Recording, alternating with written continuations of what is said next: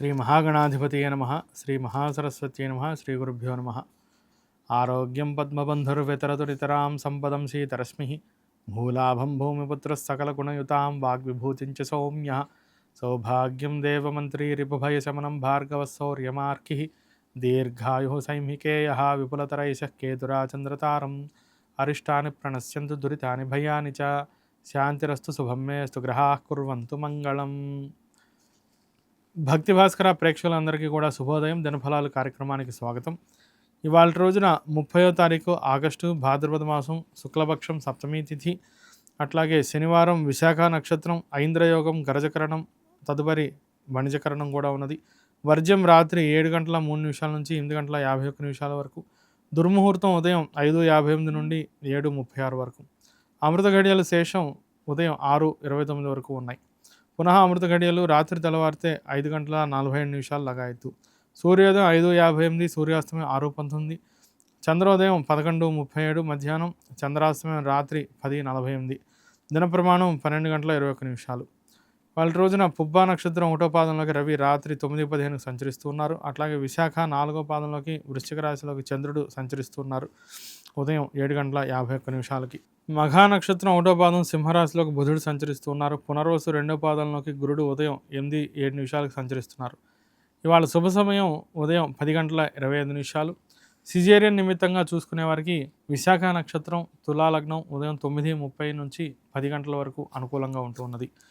వాళ్ళ రోజున పర్వదినాలు చూస్తే కనుక అముక్తాభరణ సప్తమి, ప్రదోషం, అట్లాగే ఇవాళ త్రిపుష్కర యోగం ఉన్నదండి. ఉదయం 6 గంటల నుంచి మధ్యాహ్నం 2 గంటల 32 నిమిషాల వరకు.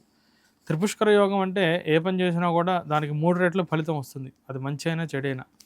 కాబట్టి ఈ సమయంలో వీలైన వరకు మంచి సత్కార్యాలు చేయటం లేదా దైవారాధన చేయటం, మంచి పనులు ప్రారంభించడం, దానివల్ల అవన్నీ కూడా 3 రెట్లు సత్ఫలితాలను ఇస్తాయి, మంచి అనుకూలంగా ఉంటూ ఉంటుంది. ద్వాదశ రాశులకి గోచార రీత్యా ఎలా ఉన్నది అనేది చూద్దాం. ముందుగా మేషరాశి. మేషరాశి వారికి ఆరోగ్యపరంగా కొంత జాగ్రత్తలు తీసుకుంటూ ఉండాలి ఇవాళ. అదేవిధంగా ఏ నిర్ణయాలు తీసుకున్నా కొంత పెద్దల్ని సంప్రదించడం, కుటుంబ వ్యక్తులతో కొంత మనస్పర్ధలు వచ్చే అవకాశాలు ఉన్నాయి కాబట్టి తొందరపడి దూకుడు స్వభావంతో మాట్లాడకుండా మితభాషణం చేయడం అనేది బాగా అవసరం. అన్ని విధాలను కూడా కొంత జాగ్రత్తలు పాటిస్తూ ఉండండి. సకాలంలో భోజనాన్ని స్వీకరిస్తూ ఉండండి. దానివల్ల ఆరోగ్యాన్ని జాగ్రత్తగా కాపాడుకోగలుగుతూ ఉంటారు. ఇష్టదైవ స్మరణ చేయండి. తదుపరి వృషభ రాశి. వృషభ రాశి వారికి ఆర్థికంగా మంచి సత్ఫలితాలు కలుగుతూ ఉంటాయి. ఉద్యోగ వ్యాపారాలలో లాభాలను చూస్తూ ఉంటారు. సుఖంగా విలాసవంతమైనటువంటి జీవనాన్ని గడపగలుగుతూ ఉంటారు. ఇష్టదైవ స్మరణ చేస్తూ ఉండండి. తదుపరి మిథున రాశి. మిథున రాశి వారికి అన్ని విధాలా అనుకూలంగా కనిపిస్తూ ఉన్నది. శత్రుబాధల నుంచి మంచి ఉపశమనం లభిస్తూ ఉంటుంది. రుణరోగ సమస్యల నుంచి కూడా బయటపడుతూ ఉంటారు. ఆర్థికంగా ఆదాయం పెరుగుతూ ఉంటుంది. పాత బకాయిలన్నీ కూడా వసూలు చేయగలుగుతుంటారు. కోర్టు సంబంధిత వ్యవహారాలు కూడా పరిష్కరింపబడుతూ ఉంటాయి. ఇష్టదైవ స్మరణ చేస్తూ ఉండండి. తదుపరి కర్కాటక రాశి. కర్కాటక రాశి వారికి కొంత ఇబ్బందులు, కొంత అనుకూలత రెండు కూడా కనిపిస్తూ ఉన్నాయి. ముఖ్యంగా ఇక్కడ పెద్దల నుంచి అనుగ్రహం రావడం కొంత తగ్గుతూ ఉంటుంది. అదేవిధంగా ఆశించినటువంటి సత్ఫలితాలు కూడా పొందలేకపోవడం, ఆరోగ్యం సహకరించకపోవడం, ఏ పని చేయాలన్నా కూడా శారీరక అలసట, అలాగే పనులన్నింటిలోనూ కూడా కొంత విఘ్నాలు ఎదురవడం అనేది గమనించవచ్చు. కాబట్టి వీలైనంత వరకు ఇవాళ గణపతికి గకార అష్టోత్తరాన్ని ఒక 4 సార్లు పారాయణ చేయండి. దానివల్ల సత్ఫలితాలు కలుగుతాయి. తదుపరి సింహరాశి. సింహరాశి వారికి ఇవాళ అనుకూలంగా ఉన్నదని చెప్పవచ్చు. ఎందుకంటే లాభంలో గురు సంచారం బాగా ఇవాళ అనుకూలిస్తూ ఉన్నది. ఆర్థిక స్థితిగతులు అన్నీ కూడా బాగుంటూ ఉంటాయి. అనుకున్న పనులన్నీ కూడా పూర్తి చేసుకోగలుగుతూ ఉంటారు. అయితే మిత్రుల విషయాల్లో మటుకు కొంత జాగ్రత్తలు పాటిస్తుండండి. ఎవరైనా నమ్మక ద్రోహం లేదా నమ్మించి మోసం చేయడానికి అవకాశాలు ఉంటూ ఉన్నాయి. కాబట్టి ఎవరిని గుడ్డిగా నమ్మకుండా ఎవరికైనా ధనాన్ని రుణం ఇచ్చేటప్పుడు 1-2 సార్లు ఆలోచించడం, లేదా ఇది అవసరమా, మన యొక్క స్థాయి ఏంటి, మన స్థాయికి మనం అంతమందికి రుణాలు ఇవ్వగలమా, అంత నమ్మి ఎక్కువగా రుణం ఇవ్వడం మంచిదా కాదా, 1-2 సార్లు ఆలోచించడం వల్ల మీకు ఇబ్బందులు లేకుండా జీవనాన్ని సాగించగలుగుతూ ఉంటారు. ఇవాళ రోజున దుర్గా అష్టోత్తరాన్ని పారాయణ చేయండి. అట్లాగే లక్ష్మీ అష్టోత్తరాన్ని కూడా పారాయణ చేయడం వల్ల సత్ఫలితాలు కలుగుతాయి. తదుపరి కన్యారాశి. కన్యారాశి వారికి ఇవాళంతా కూడా బాగా అనుకూలంగా ఉంటూ ఉన్నది. వ్యాపారంలో బాగా లాభాన్ని చూస్తూ ఉంటారు. ప్రయాణాలు బాగా అనుకూలిస్తూ ఉంటాయి. వ్యాపార నిమిత్తంగా తరచూ దగ్గర ప్రాంతాలకు ప్రయాణాలు చేస్తూ ఉంటారు. కుటుంబ వ్యక్తులందరూ కూడా మీకు బాగా సహకరిస్తూ ఉంటారు. తోబుట్టువుల నుంచి ఒక శుభవార్తను వింటారు. ఇష్టదైవాన్ని స్మరించండి. తదుపరి తులారాశి. తులారాశి వారికి ఇవాళ ఆరోగ్య విషయంలోనూ ఆర్థిక విషయాల్లోనూ కొంత ఇబ్బందులు ఎదురయ్యే అవకాశాలు ఉంటూ ఉన్నాయి. మీ మాటకు విలువ తగ్గటం, ఇతరులు సరిగ్గా గౌరవించకపోవడం అనేది కూడా జరగవచ్చు. మనస్పర్ధలు వచ్చినప్పటికీ నిరాశ చెందకుండా, మనస్తాపానికి గురవ్వకుండా ఉత్సాహంతో పనిచేస్తూ ఉండండి. హనుమంతుడి యొక్క ఆరాధన చేయండి. దానివల్ల బుద్ధిర్బలం యశోధైర్యం నిర్భయత్వం అరోగతాం అజాడ్యం వాక్పటుత్వంచ హనుమత్ స్మరణాత్ భవేత్ అన్నారు. మంచి బుద్ధి, మంచి బలం మీకు కలుగుతూ ఉంటుంది ఈ హనుమంతుడిని స్మరించడం వల్ల. దానివల్ల ఉత్సాహంతో ప్రతి పని కూడా చేయగలుగుతూ ఉంటారు. ఎటువంటి ఇబ్బందులు లేకుండా సమస్యల నుంచి బయటపడుతూ ఉంటారు. తదుపరి వృశ్చిక రాశి.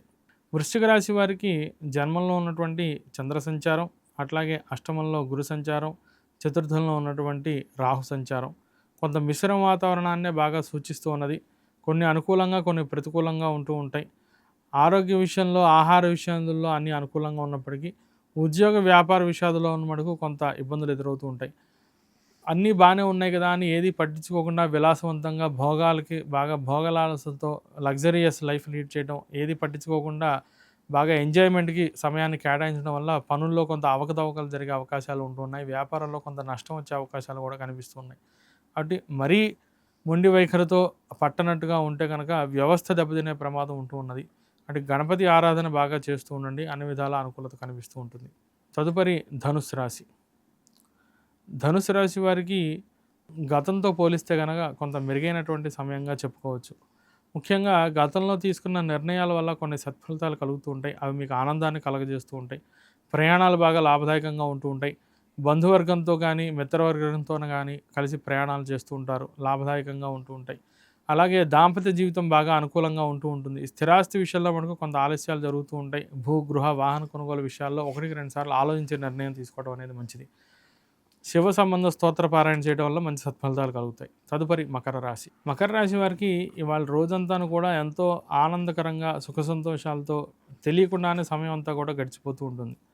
పనులని వేగవంతంగా చకచకా పూర్తయిపోతూ ఉండడం, ఫలితాలన్నీ కూడా మీకు అనుకూలంగా ఉండటం వల్ల సమయం తెలియకుండా చాలా ఆనందంగా రోజంతా కూడా మీరు టైం స్పెండ్ చేస్తూ ఉంటారు. అందరి నుంచి కూడా కొంత అనుకూలత కొరకు, అట్లాగే దైవానుకూలత కొరకు కూడా దక్షిణామూర్తి ఆరాధన చేయటం, అదేవిధంగా దత్తాత్రేయ స్తోత్ర పారాయణ చేయడం వల్ల మంచి సత్ఫలితాలు కలుగుతాయి. తదుపరి కుంభరాశి. కుంభరాశి వారికి ఇవాళ రోజున చూస్తే కొంత అనుకూలత ఉన్నది, అట్లాగే కొంత ప్రతికూలత కూడా ఉంటూ ఉన్నది. ఇక్కడ దశమంలో చంద్రుడు, పంచమంలో ఉన్నటువంటి గురుడు అనుకూలిస్తూ ఉన్నారు. కానీ ద్వితీయంలో ఉన్నటువంటి శని సంచారం వల్ల కొంత వాగ్వివాదాలు, మనస్పర్ధలు వచ్చే అవకాశాలు ఉంటూ ఉన్నాయి. మాట పడవలసి రావడం, ఇతరులకి మంచి చెప్పినా కూడా వారు మిమ్మల్ని విమర్శించడం అనేది కూడా జరగవచ్చు. కాబట్టి మితభాషణం అనేది బాగా అవసరం. శివారాధన బాగా చేస్తూ ఉండండి. తదుపరి మీనరాశి.